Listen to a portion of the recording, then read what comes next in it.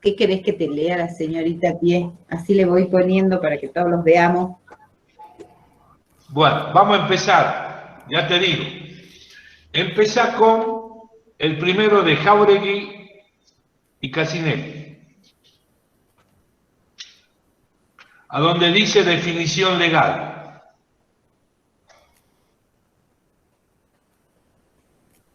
Bien. A ver si nos entendemos. Esto no es un tema fácil de aprender. No obstante eso, vamos a tratar con estos autores, con estos dos. Vamos a tomar Cassinelli uno solo y Carlos Federico Torres de una sola vez. Vamos a tratar de ir ayornando los dos textos. Y de esta manera, vean. Me gustaría que lean esa introducción que está en el aula virtual, puede ser. La que te hemos mandado ayer, Adriana. Ahí te la comparto, te estaba compartiendo esto, pero... Está bien, pero primero leamos eso. Bueno. Por favor. ¿Dónde está?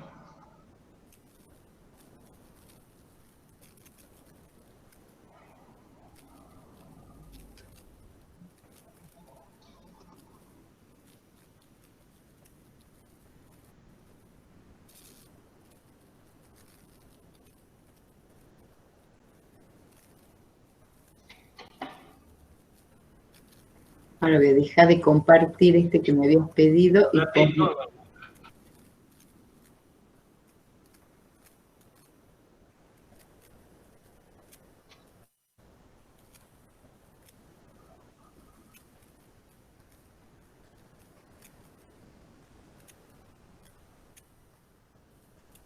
Acá está.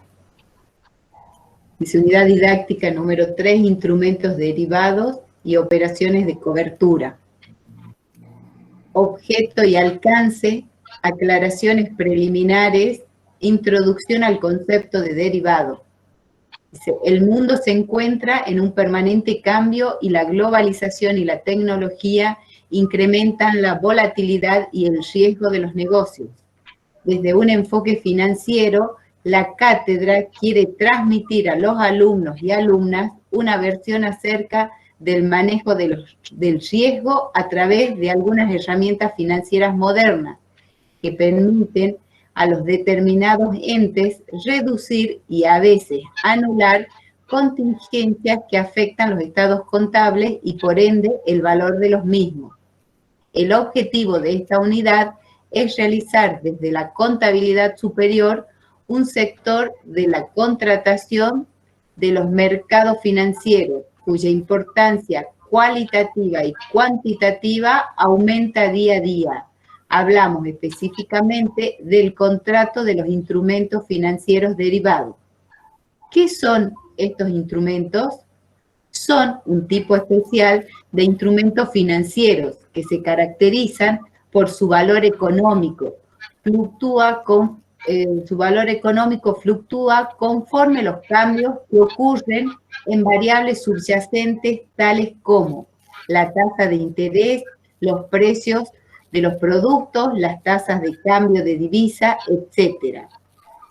Dependiendo del tipo de contrato que los originen, los instrumentos financieros derivados pueden llegar a requerir una inversión pequeña o nula en relación con otros tipos de figuras contractuales. Tipos de instrumentos financieros derivados más usuales. Los contratos a término, forward, los contratos de futuro, los contratos de opciones, los contratos de canje o permuta, swap.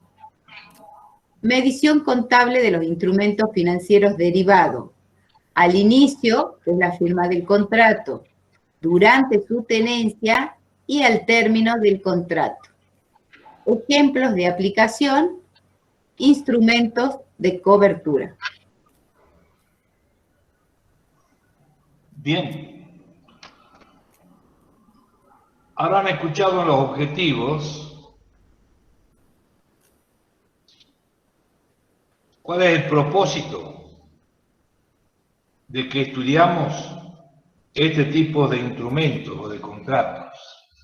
Ustedes tienen que saber que en el mundo financiero, más propiamente dicho en los mercados financieros, se asumen riesgos. Y esta operatoria es especial para asumir riesgos. ¿Ustedes se imaginan comprando productos agropecuarios sin dinero? ¿Ustedes se imaginan vendiendo productos agropecuarios cuando todavía no son producto terminado? Precisamente acá tienen estos instrumentos propios que muestran cómo se potencia un riesgo financiero. ¿Por qué? Porque si nosotros nos vamos a la definición legal, hay una definición legal dada por el decreto 1130/97, que no está definido en ese decreto dentro del articulado, sino está definido en el segundo párrafo de los considerandos. Ustedes saben que con este tipo de operaciones se puede ganar mucho dinero o se puede perder mucho dinero. Consecuentemente, este decreto está modificando algunos decretos reglamentarios de dos leyes nacionales, la ley de impuesto a la ganancia y la ley de impuesto al valor agregado. Ceteris paribus con ese tema. ¿Por qué vamos a esa definición legal? Precisamente, Cassinelli nos introduce con esa definición legal. Pero yo les quiero aclarar que no está en el artículo, en ningún artículo de ese decreto 1130. Está en el segundo párrafo de los considerandos. Y fíjense cómo dice definición legal. La definición legal precisamente está dada por el segundo párrafo de los considerandos de ese decreto 1130/97. Está vigente el decreto, ¿no? Si ustedes quieren verificar que está vigente, entren a Infoleg en internet y pongan decreto 1130/1997. Y van a corroborar que esto es así. Precisamente hoy tuve la precaución de que mi hija corrobore con motivo de esta clase. Y está vigente el decreto. ¿Y qué dice ese artículo que dice definición legal de Cassinelli? Reitero, es un párrafo, es el segundo párrafo del considerando el decreto el que me da la definición legal de este tipo de instrumentos derivados. Yo quisiera que algún alumno lo lea. Definición. Dentro del marco legal argentino, la única norma que define a instrumentos financieros derivados es el decreto 1130 del 97, que entiende que los instrumentos y o contratos derivados son aquellos cuyo contenido económico dependen de los valores de otras variables básicas subyacentes. Ahí está. Y ahí nos paramos. Y van a ver en algunos instantes más, Dios mediante, que la normativa argentina, RT 18, sección segunda, tanto las normas internacionales a través de la NIC 39, la NIF 9, que no es propósito abordar acá, y las normas de los FAS norteamericanos, quiere decir los principios de contabilidad generalmente aceptados de Norteamérica, apuntan a lo mismo, a esta problemática. Fíjense, les voy a dar un ejemplo. Ustedes formalizan un contrato de este tipo sobre un producto agropecuario, pero resulta ser que el verdadero contenido económico de ese contrato no va a ser el producto agropecuario X, va a ser otro activo financiero como ser una tasa de interés, una tasa de cambio de una moneda extranjera, como ser el dólar.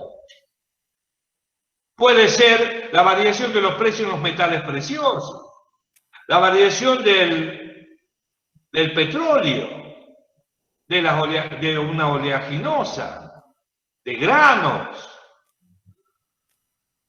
Entonces lo que tienen que entender ustedes, chicos, que acá, con este tipo de operatoria, lo que interesa es la variable básica subyacente, que es la variable que le da el verdadero contenido económico a este tipo de contratos. ¿Está claro hasta acá? Este es el mensaje que le tiene que quedar. Quiere decir que yo puedo vender trigo, pero a mí, mi variable subyacente va a ser la tasa de interés. Y el valor económico del contrato va a ser la tasa de interés, la que le va a dar dicho valor. Porque ¿cuál es la característica de esto fundamental? Yo hoy contrato comprador y vendedor, está el comprador y el vendedor y comprador. Y ellos pactan un precio a la fecha de finalización del contrato, pero lo sujetan a una variable subyacente, que es la que le da, reitero, hasta el cansancio el verdadero contenido económico al contrato. Por eso se llaman derivados, porque su valor económico depende de los cambios de valor de esa variable subyacente. ¿Se entiende hasta acá? Esto es fundamental que se entienda. Y luego viene la definición contable, que por supuesto la da la sección 2 de la resolución técnica 18. Y todos sabemos que la 18 son normas de medición particular. Los de la 17 son normas generales de medición contable. Estas son normas particulares. Y dentro de esa particularidad están estos contratos. Y fíjense, para que ya no les quepa más duda, a raíz de la potenciación del riesgo que existe con este tipo de contratos, surge la cobertura. Pero nuestra norma contable, la cobertura es como yo me estoy cubriendo. ¿De qué me estoy cubriendo? Del peligro de perder. Porque hay mucho riesgo acá. Si yo les decía al comienzo, se puede comprar sin plata y se puede vender sin el producto. ¿Dónde han visto eso ustedes? Por eso es que esta operación está expuesta a la volatilidad de los precios del mercado. ¿De quiénes? De las variables subyacentes, que son las que se eligen. ¿Para qué? Para que varíe el valor económico del contrato. Bien. Por favor, Adriana. Empecemos con la definición que da la RT18. Esa sería nuestra definición contable profesional. A ver. Te la saco de ahí de Casinelli y Jáuregui, que también dicen contablemente. La normativa que define este tipo de contrato está en la resolución técnica número 18 de la FAPSE.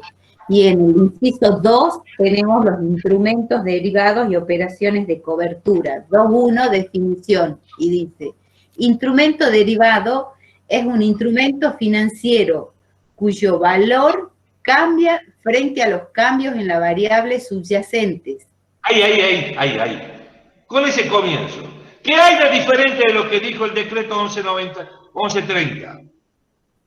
¿Qué dicen ustedes? Al margen de que no son las mismas palabras.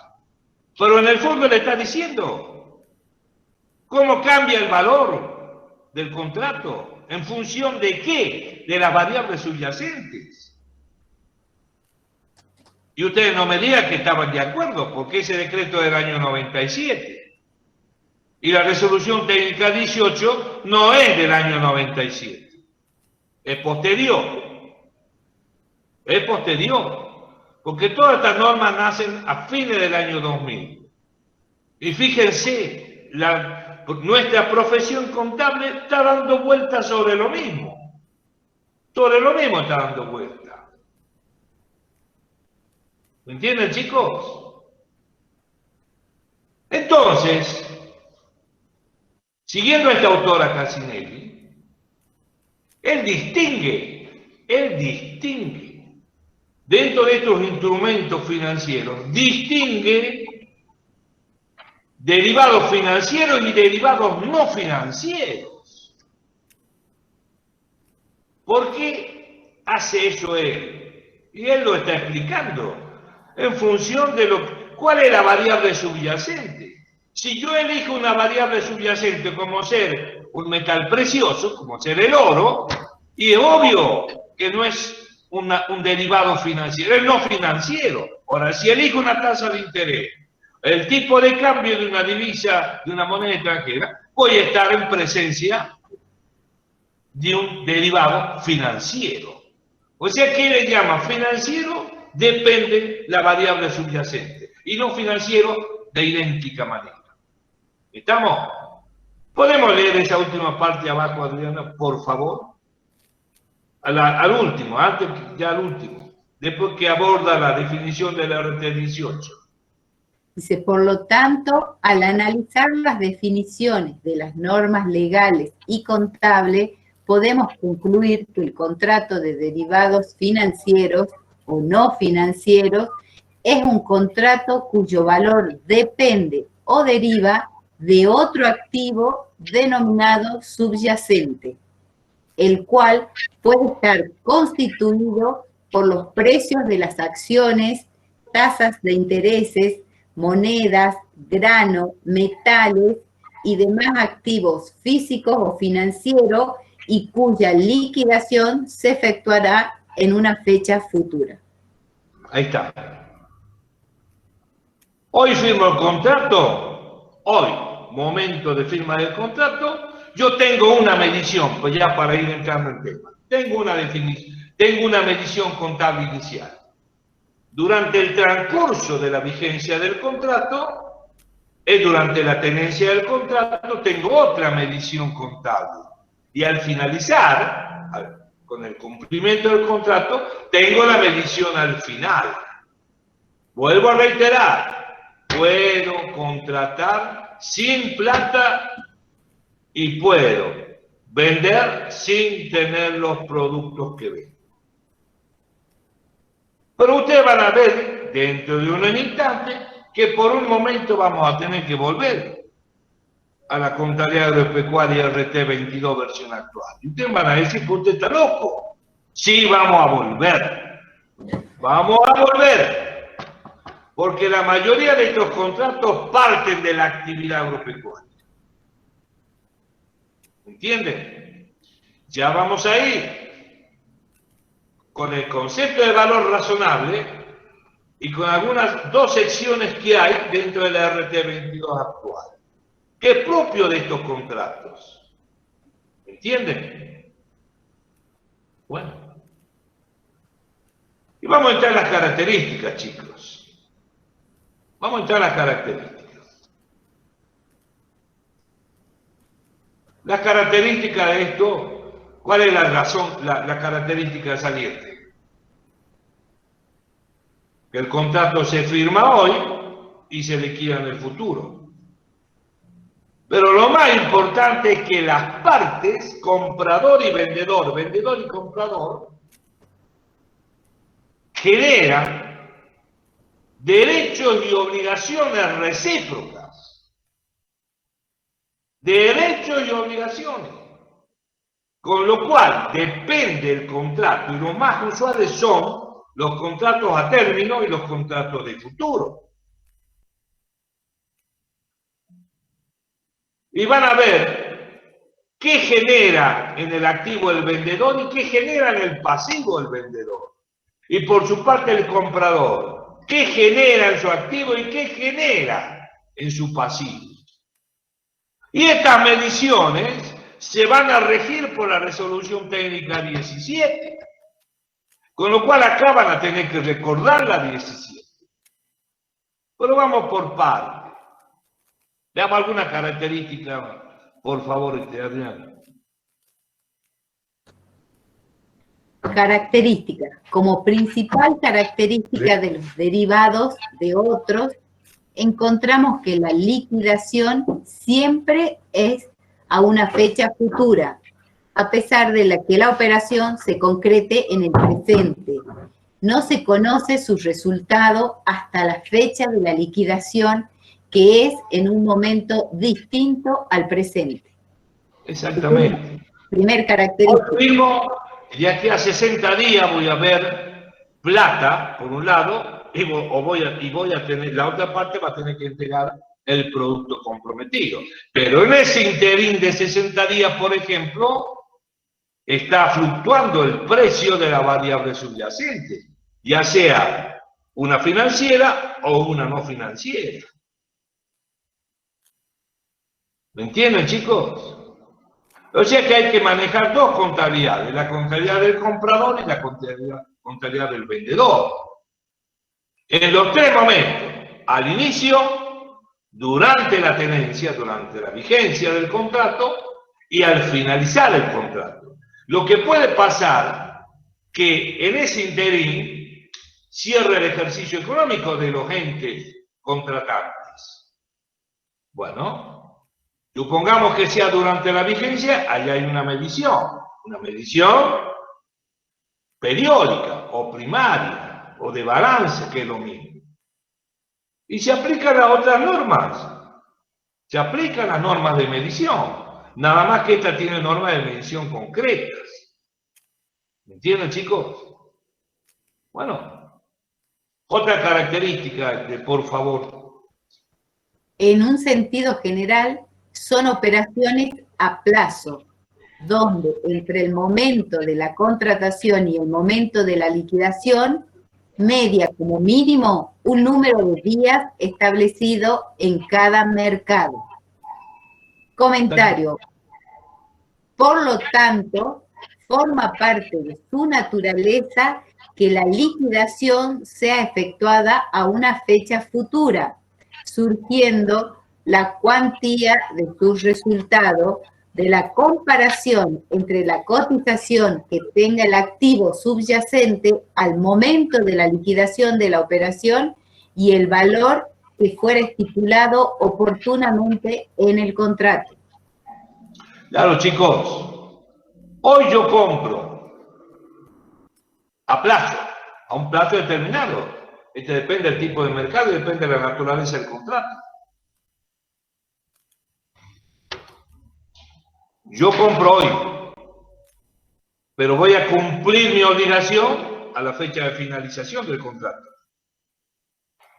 Por eso un contrato, porque es un acuerdo de voluntades, destinado a arreglar derechos y obligaciones de las partes. Si ustedes quieren aplicar la definición de contrato del nuevo Código Civil y Comercial, lo pueden hacer. Esto es un contrato, más vale. No es un contrato de la estratosfera, discúlpenme, pero este es un contrato legal. Nada más que puedo hacerlo en forma particular o puedo hacer intervenir, por ejemplo, a una bolsa de cereales, a un mercado de cereales, lo puedo hacer intervenir. Ya vamos a ver en un instante las diferencias que hay. Bien. Quiere decir que hasta acá, compro hoy, pago después. Y hay derechos y obligaciones por ambas partes.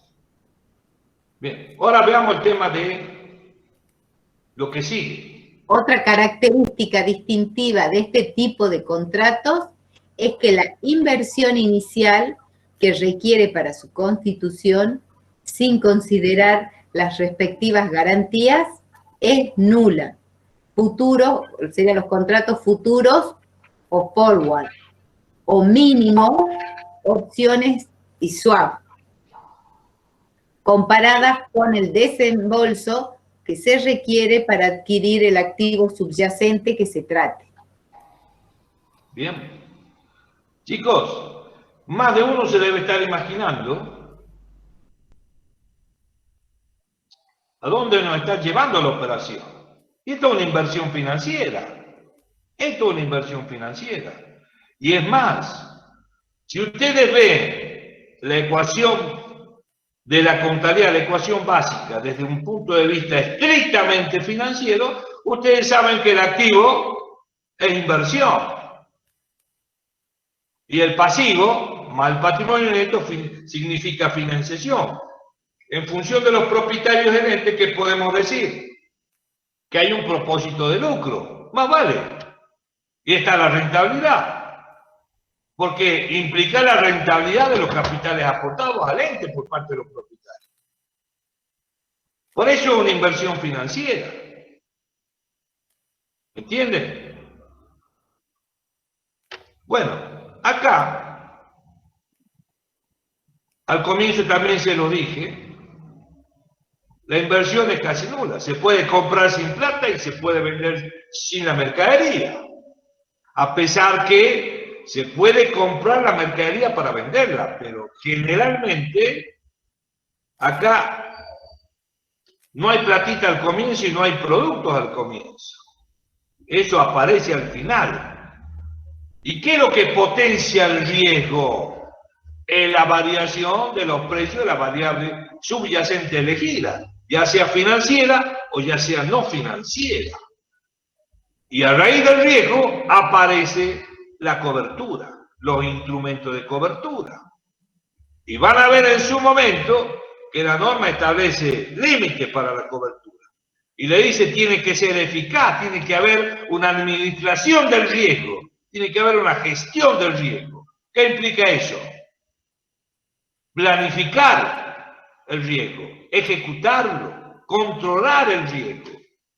Bueno, ya van a ver que entre un 80% y el 125% de los resultados tiene que lograrse para que sea eficaz la cobertura. Va a haber tiempo en 2 clases para ver esto. Primero veamos los contratos. ¿Qué otra característica tiene, Adriana?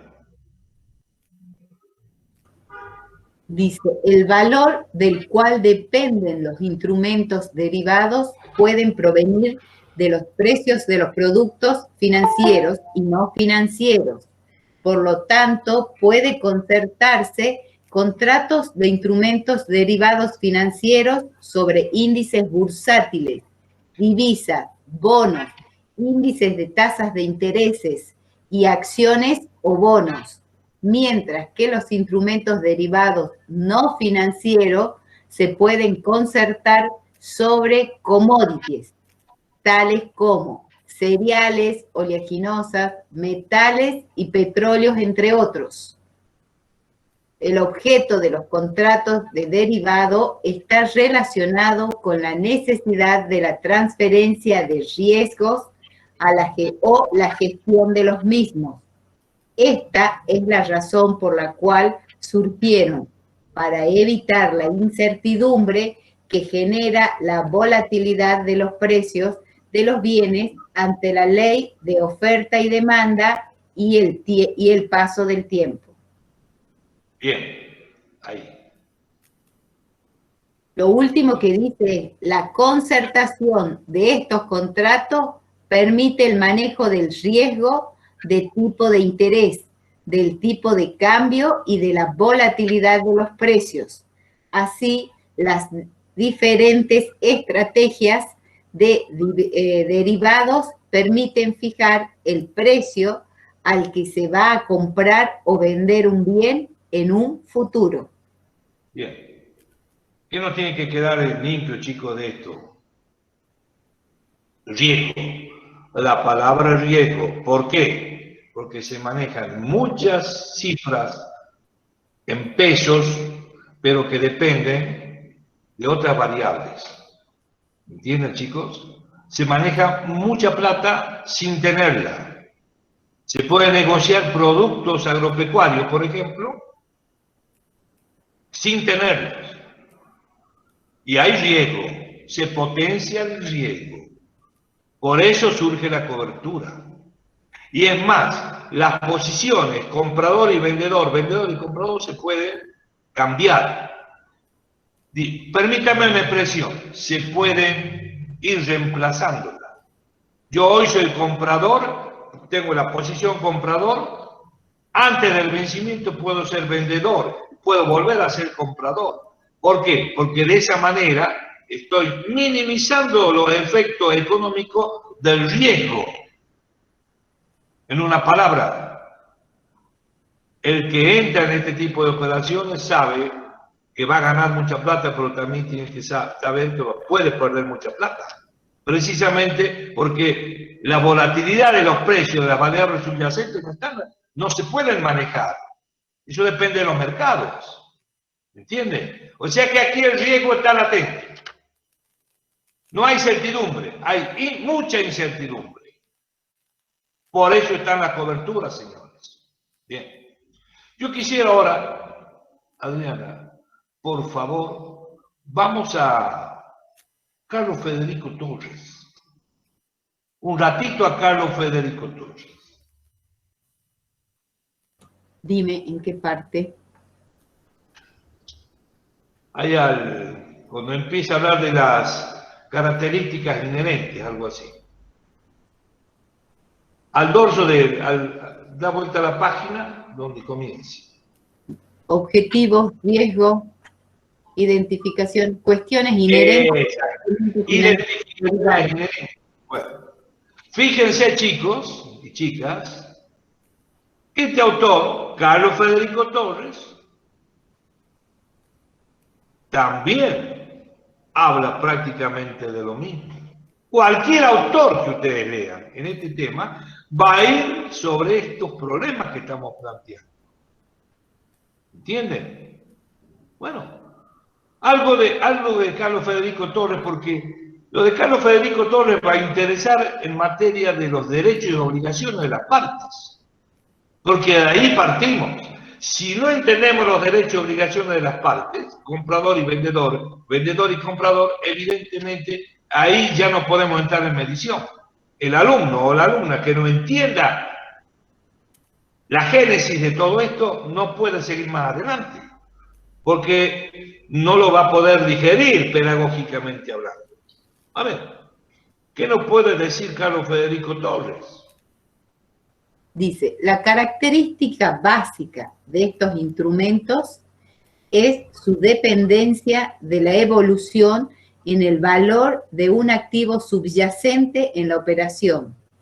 De ahí lo de derivado, su valor final y consecuentemente el resultado de la operación para cada una de las partes, derivada del valor de este activo.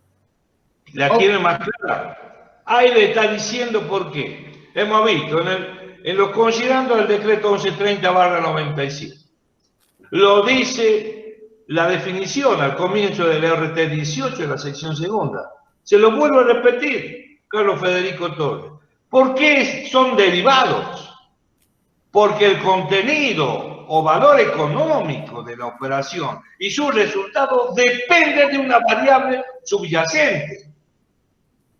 Depende de la variable que se elija. Y es el elemento más importante de este tipo de contratos. Porque es, reitero hasta el cansancio, la variable subyacente es la que le da valor económico al contrato. Es la que al final, en los resultados también, puede hacer ganar mucha plata o puede hacer perder mucha plata a las partes.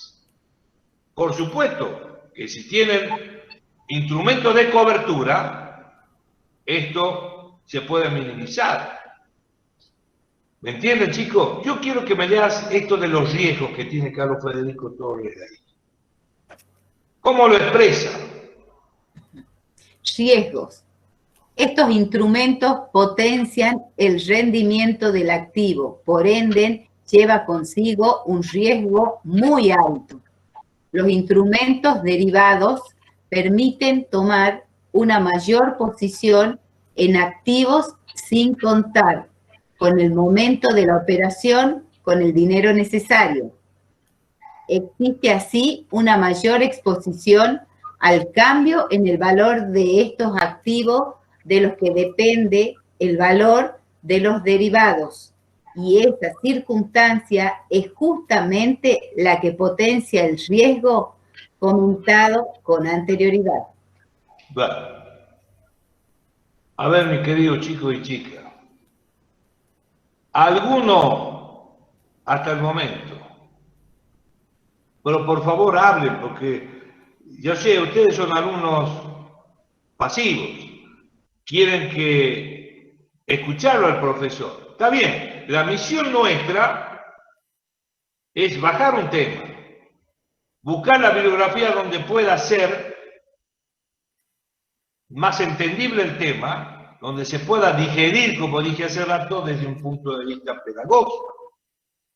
No le podemos dar un remedio que les cause problemas en la salud mental de ustedes por este tema.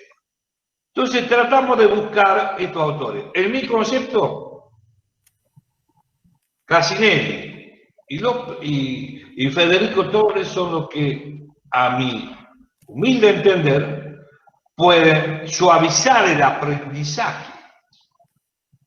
Porque eso es lo que buscamos, que ustedes aprendan a analizar contablemente este tipo de operaciones.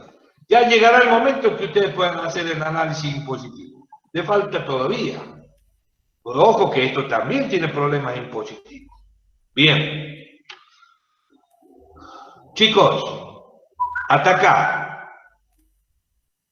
¿Está todo bien? Ustedes tienen el material. ¿Puedo seguir?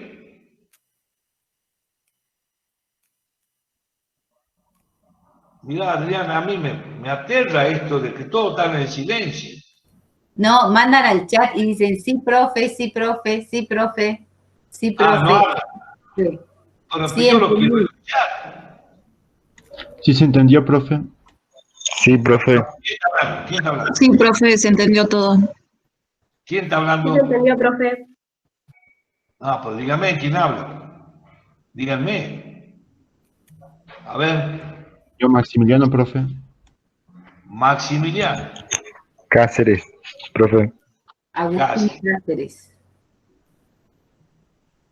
Doña Sol, ¿pues está? No, está estudiando que rinde mañana un parcial, un examen final. Bueno, después toma la clase directamente del aula virtual.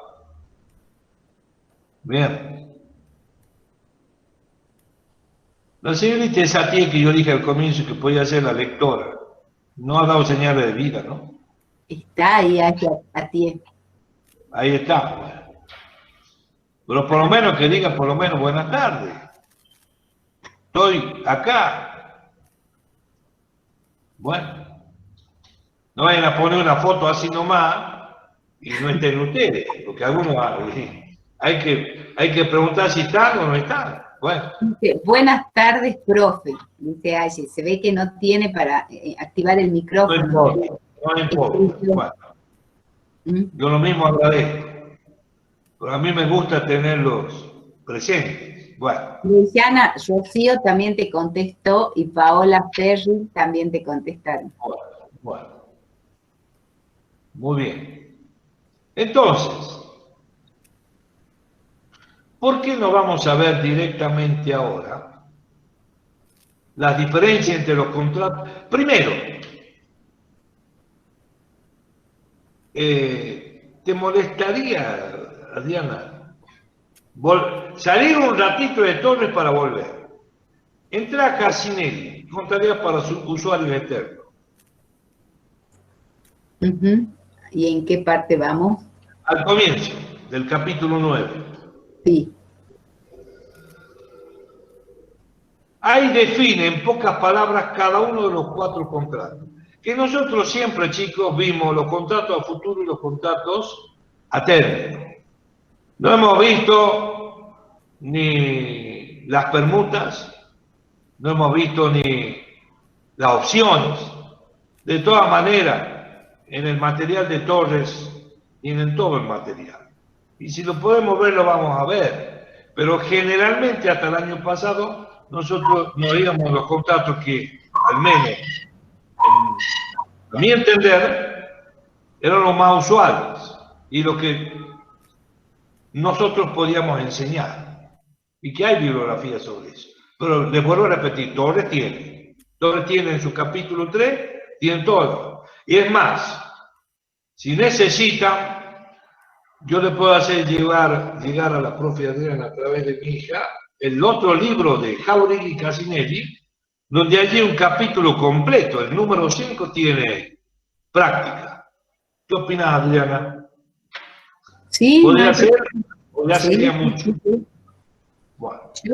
Lo subimos, vos nos mandás, lo subimos y bueno, los chicos verán. Bueno. Te Y ahora leo. voy a convocar después. Tipos de instrumentos financieros derivados existentes. Sí. Tenemos contrato a término o forward. Consiste en la compra de bienes en una fecha futura determinada a un precio pactado en la fecha de firma del contrato. En tan pocas palabras se lo ha definido ya. ¿Qué dice el otro? Contrato de futuro. El otro, contrato de futuro. Son similares a los contratos a término, pero se concretan con la intención de una bolsa de valores. Ahí está. Perdón, con la intervención de una bolsa de valores. Fíjense, en una sería un contrato bien privado, comprador, vendedor, vendedor, comprador. Ese sería término. Y el de futuro es el mismo, pero recurren al mercado institucionalizado, a un mercado de cereales, por ejemplo. Y allí ya el contrato ya es más estandarizado. En una palabra ya viene preconcebido, escrito. ¿Entienden, chicos? Bueno, ¿qué más dice? Las opciones. Contrato de opciones. El comprador adquiere un derecho, opción, de poder comprar un determinado bien en el futuro a un precio determinado con la fecha de la firma del contrato. Este es un derecho. No quiere decir que se lo puede ejercer. Si quiere, compra el derecho a comprar. Pero acá está las opciones de compra y las opciones de venta. Están los call y los puts, respectivamente. Bueno, el otro. Permuta. Contrato de canje o permutas. Dos partes acuerdan intercambiar sumas de dinero en un plazo determinado de tiempo, compensándose al final el saldo existente.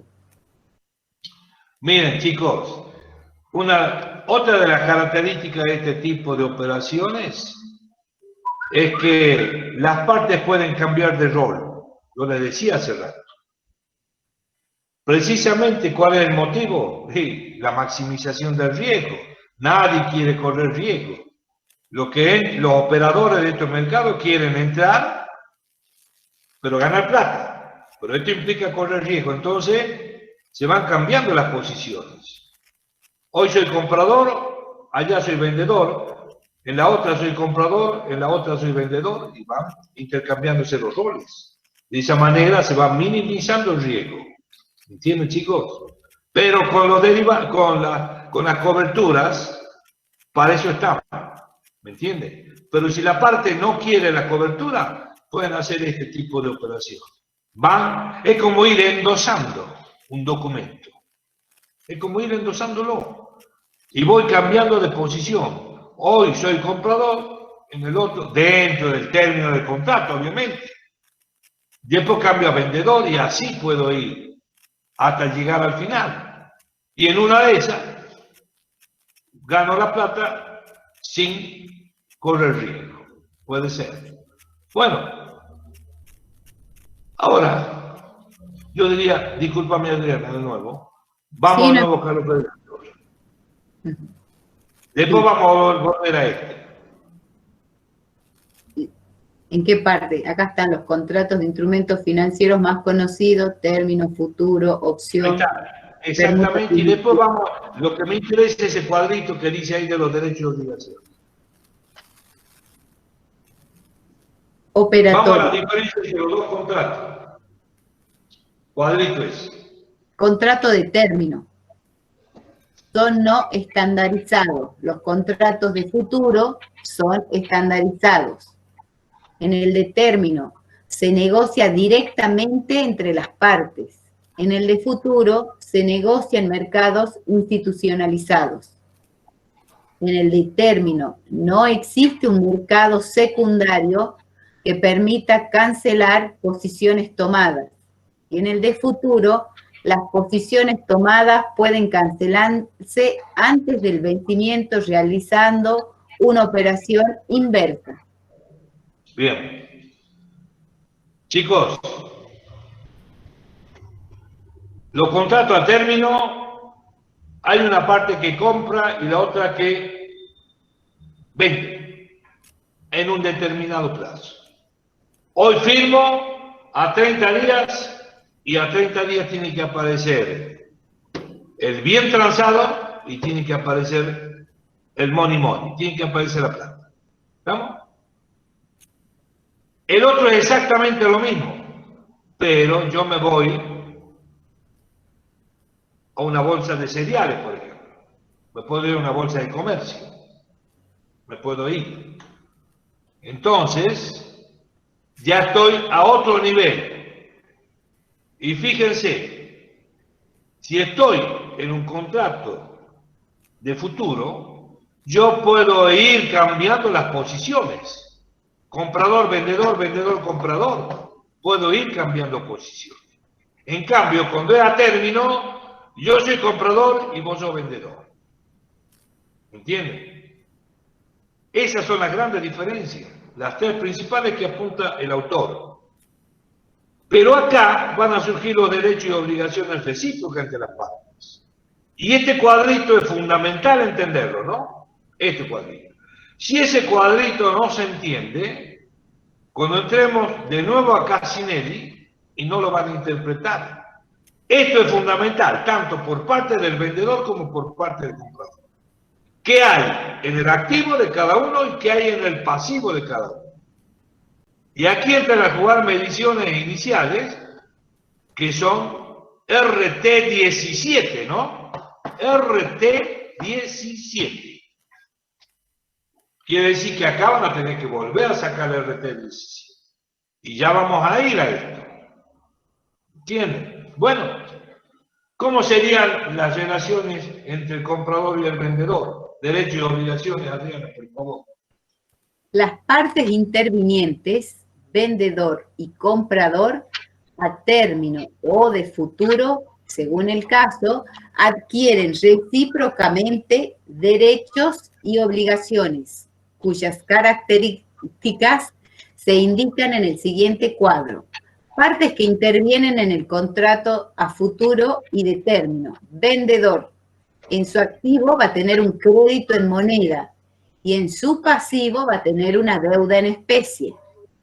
A ver, ¿lo interpretan a eso? El vendedor, ¿qué dice que tiene el activo? ¿Un crédito en qué? En moneda. Un crédito en moneda. Alguien le tiene que pagar platita. Y en el pasivo tiene una obligación, un pasivo en especie. Vayan mentalizándose el RT17, ¿no? ¿A dónde está todo eso? Fíjense. Hay necesidad que la profe le vuelva a leer esto. Vendedor, ¿qué tiene el activo y qué tiene el pasivo? Activo, crédito en moneda. Y pasivo, deuda en especie. Una deuda en especie. Claro, tiene que entregar un bien transado. ¿Y qué va a recibir al finalizar el contrato? Money, plata va a recibir. Que puede ser trigo, soja. Claro. El bien transado puede ser el trigo, la soja, como lo dice la profe. Pero ¿qué pasa? La variable subyacente puede ser financiera o no financiera. Eso puede ser. Y son esas variables las que le van a dar el contenido económico verdadero al contrato. Esas son. Y esas son las que producen, las que potencian, las que maximizan a nivel exponencial el riesgo. Eso es. Ahí es. No hay otra. Bueno, ¿qué pasa con el vendedor, profe? ¿Qué pasa? Con el comprador, el vendedor, entonces tiene un crédito en moneda y una deuda en especie. Ahora, el Bien. comprador tiene un crédito en especie y una deuda en moneda. Y alguien va a decir, los chicos o chicas va a decir, pues está fácil. Sabiendo uno ya lo sea el otro. Bueno, sí, como ustedes quieran. Ya, claro, se figura en el rectangulito, lo dividen en dos, ponen dos filas y dice, bueno, si acá tengo un crédito en moneda y acá tengo un pasivo en especie, ¿qué tengo yo como comprador? La situación inversa. ¿Qué tiene el comprador en el activo? Un crédito en especie. Con el crédito en especie. ¿Y qué tiene el pasivo? Una Una deuda. deuda en moneda. Un pasivo en moneda. Fíjense. Si lo ven en línea oblicua, fíjense que todos son en moneda. Tanto para el vendedor como para el comprador. Y de la misma manera similar, tienen un crédito en especie o una deuda en especie. ¿Podemos seguir? Esto es resolución técnica 17, medición inicial. ¿Alguien de ustedes se anima? ¿A dónde está esto en la 17? Obviamente. Sección quinta. ¿A dónde está esto?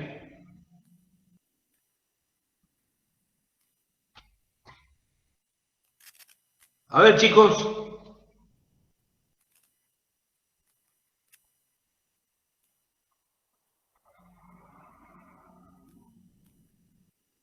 ¿Qué pasa?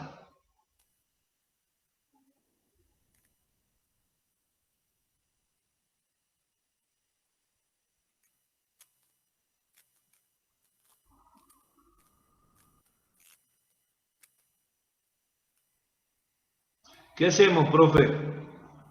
¿Lo pasamos? ¿Lo pasamos al tema? En moneda ¿Seguimos? tenemos el criterio de la intención, ¿o no? El modelo de la intención. Claro. Si lo voy a mantener o lo voy a negociar.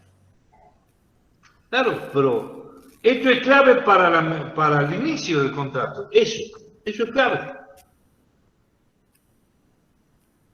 Si eso no se entiende, no se puede entender la medición inicial al momento de la firma del contrato. No se puede entender.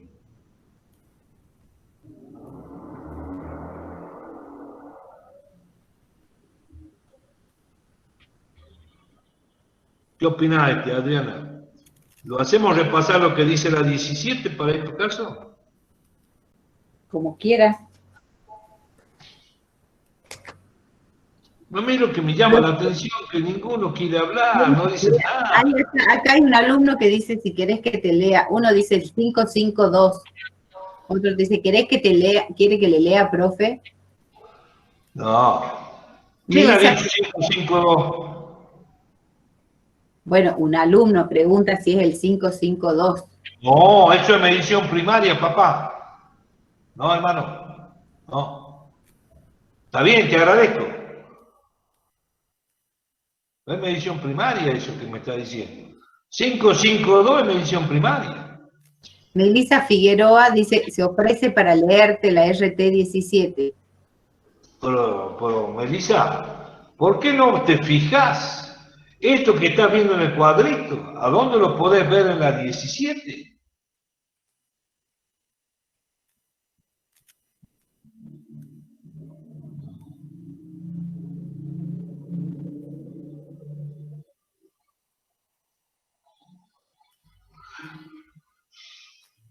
A ver, yo le voy a tirar algo, un dato. Eso sí, ustedes buscan. Busquen 4 secciones del RT17 y se las digo. 5.2, espero que la memoria no me falle. O 5.8. 5.3, 5.14 y 5.15. Digo yo, me puedo equivocar. ¿Qué diría la 5.2?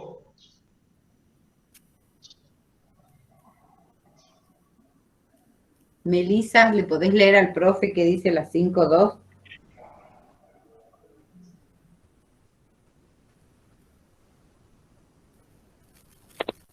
Sí, profe. A ver, no, fíjate. 5.2. ¿A qué se refiere? Cuentas a cobrar en moneda, originadas en la venta de bienes y servicios, en transacciones financieras y en refinanciaciones, incluyendo a los depósitos. Para. 5.2. La 5.3, ¿a qué se refiere? Otros créditos en moneda. Otros créditos en moneda. La 5.14, ¿a qué se refiere?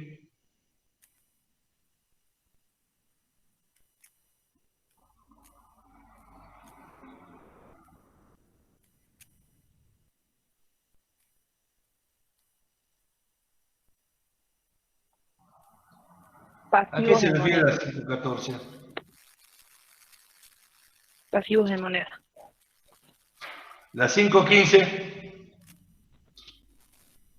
Otros pasivos en moneda. Fíjense, supongamos que ambas situaciones, vendedor y comprador y vendedor, antes de la finalización del contrato, está el cierre del ejercicio económico donde deban aplicar normas de medición primaria. Fíjense lo que tienen.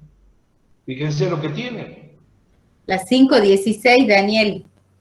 Bueno, Pasivos originados en instrumentos financieros derivados y o que forman parte de operaciones de cobertura. bueno, ¿qué dice la 5.16? Melissa, ¿le podés leer? Sí, A ver. Dice, se aplicarán las normas de la sección 2, instrumentos derivados y operaciones de cobertura, de la resolución técnica número 18. Bien. Normas contables profesionales. Bien. Bien, bien, bien. ¿Qué dice la sección 5.8? 5.8 de la 17.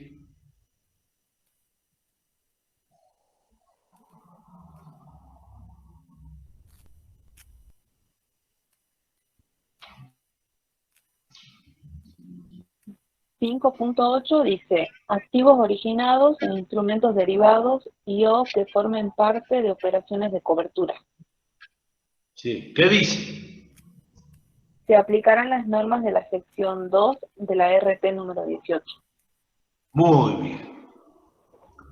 Quiere decir que tanto la 5.8 como la 5.16, activos y pasivos, me está mandando a la sección 2 del RT 18.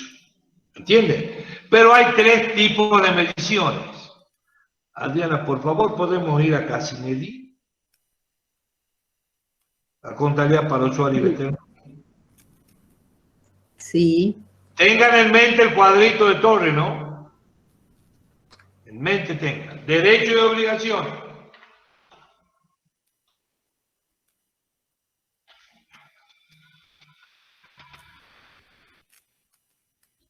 ¿Qué parte necesitas, Daniel?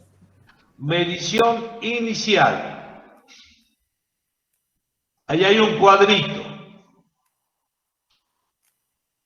Contratos a futuro y contratos a término. Instrumento financiero, contrato a término, contrato de futuros.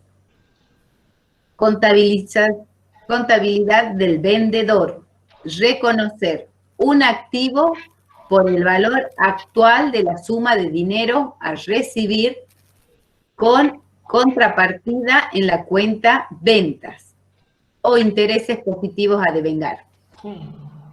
Y un pasivo por el valor corriente de los bienes a entregar con contrapartida en el debe a costos de venta. Ay, ay, ay, ay. ¿Sí?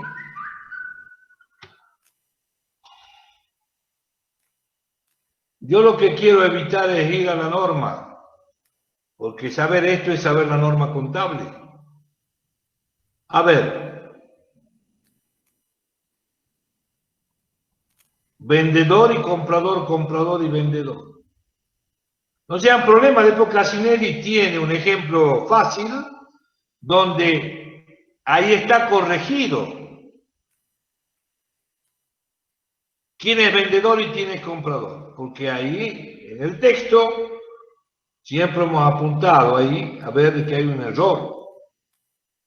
Entonces le cambiamos el nombre, pero ya llegamos ahí.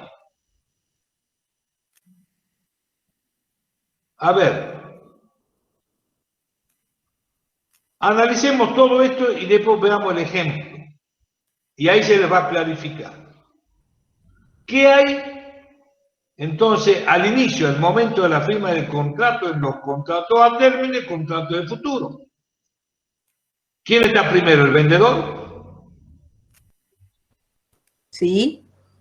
Bueno, ¿cómo era? ¿Qué tiene en el activo? En el activo tiene crédito en pesos, en moneda. Y en el pasivo, una deuda en especie. ¿Qué decía Carlos Federico Torres?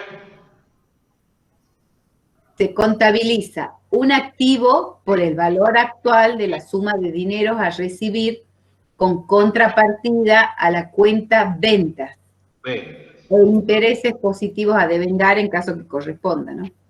Bien. Y el pasivo, que tendría que tener un pasivo en especie, dice un pasivo por el valor corriente de los bienes a entregar con contrapartida en el debe de costos de venta, que es el costo de la mercadería vendida. Bueno. Chicos, chicas, siempre tengan en mente el cuadrito de Carlos Federico Torres, ¿no? Acuérdense, ténganlo en la mente. Y si no, razonen. Si yo soy vendedor, ¿qué tengo en el activo y qué tengo en el pasivo? Si soy comprador, ¿qué tengo en el activo y qué tengo en el pasivo? A ver, ¿quién lo puede decir? A ver. Si ustedes lo escuchan, se pueden olvidar. Si lo leen, lo pueden recordar. A ver. Y si lo hacen, lo van a aprender. Por eso hay un ejemplito ahí. Demasiado sencillo. A ver.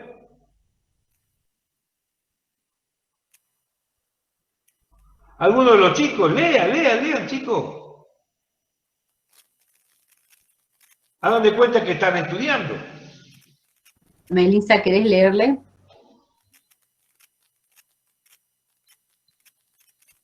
Lo que está en este cuadrito que está presentando, profe. Claro. Sí. Contabilidad del vendedor. Reconocerá un activo por el valor actual de las sumas de dinero a recibir con contrapartida a la cuenta venta e intereses positivos a devengar. Y reconocerá un pasivo por el valor corriente de los bienes a entregar, con contrapartida en el debe a costo de venta. Sin perjuicio de la cuenta venta, intereses a devengar y el costo de venta, Melissa. ¿Eso es distinto a lo que dice Torres? No es lo mismo. Es lo mismo, ¿verdad? Chicos, sin miedo. Tienen el material.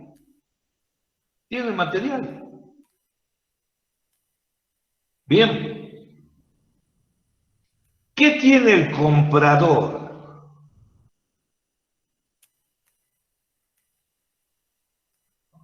Ese era el vendedor. ¿Qué tiene el comprador en el acto? al inicio a la firma del contrato. Contabilidad del comprador reconoce un pasivo por el valor actual de la suma de dinero a entregar, un activo por el valor corriente de los bienes a recibir. La diferencia se reconocerá como resultado del periodo. A ver, chicos, disculpen, ¿no? Pero yo los invito a que recuerden algo de la 17. Yo les tiro la sección de la 17, les digo, ¿qué dice tal cosa? Pero yo quisiera que haya uno, varón o mujer, que me haga escuchar lo que yo quiero escuchar y que seguramente la profe Adriana está queriendo escuchar. Eso es medición inicial. ¿Se pueden tomar el pequeño trabajo de ver en la 17 la medición inicial de este tipo de operaciones? Inicial. Inicial.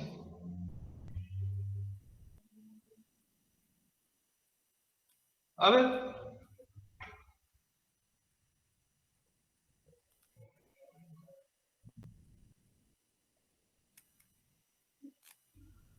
¿Alguien de los chicos no maneja la RT17 acaso? La RT17 tiene cuestiones de reconocimiento y medición. Y dentro de la medición tiene también medición inicial.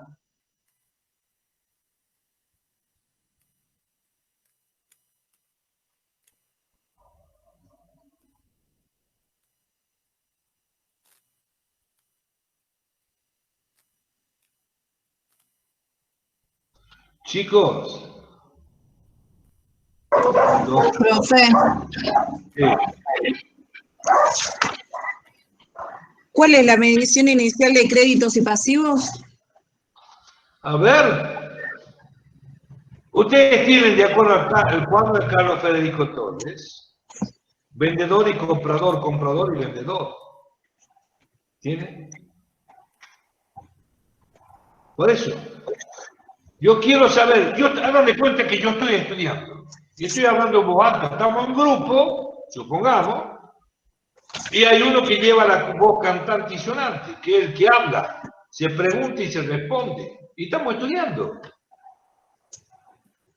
Ahí tienen el material. Ustedes tienen que tener la RT17, la 18 a mano, y en algún momento a medio la 22, ratito y volvemos a salir.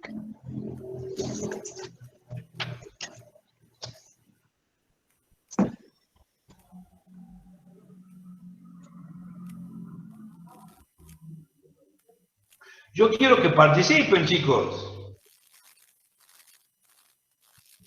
El conocimiento también se forma en el aula de clase. Esto es un feedback, va y viene.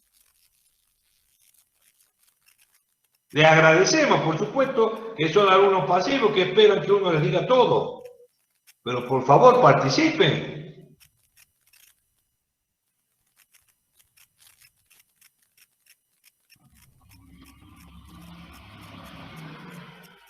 A ver.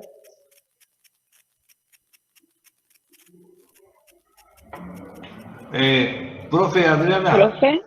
Yo veo cada rato, discúlpame, ya seguimos. Yo veo cada rato que hay chicos que abandonan la reunión, ¿no? Acá Sí. tienen que estar presentes. El 80% hemos puesto Adriana, ¿no es cierto? Sí. Bueno, no se confíen, ¿eh? No se confíen. La excepcionalidad no quiere decir que con solamente conectarse ya tienen todo ganado. Para ser excepcionales tienen que ser evaluados. Mínimamente tienen que ser evaluados. Y los que ya cursaron superior 1 saben que se lo evalúa para ser excepcionales. Ya llegará el momento que van a ser regulares.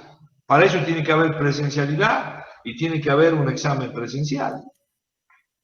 ¿Entienden, chicos? Y no tienen que rendir como libres. Nadie les va a prohibir eso. ¿Quién estaba por hablar recién? Disculpen. Perdón, antes que me olvide, chicos, pongan en el chat su nombre, apellido, nombre y libreta, ¿no? Por favor. Los que ya se han retirado, no, ¿eh? Yo estoy mirando cada rato. No van a poner que ya se retiraron. Se van abandonando la reunión, ¿eh? Que ustedes la puedan tener a la clase en forma de esta manera en el aula virtual, más vale que la van a tener. Pero eso no quiere decir que están presentes, ¿eh? Nosotros lo queremos ver acá presentes. Pongan, pero el que se vaya saliendo tenga bien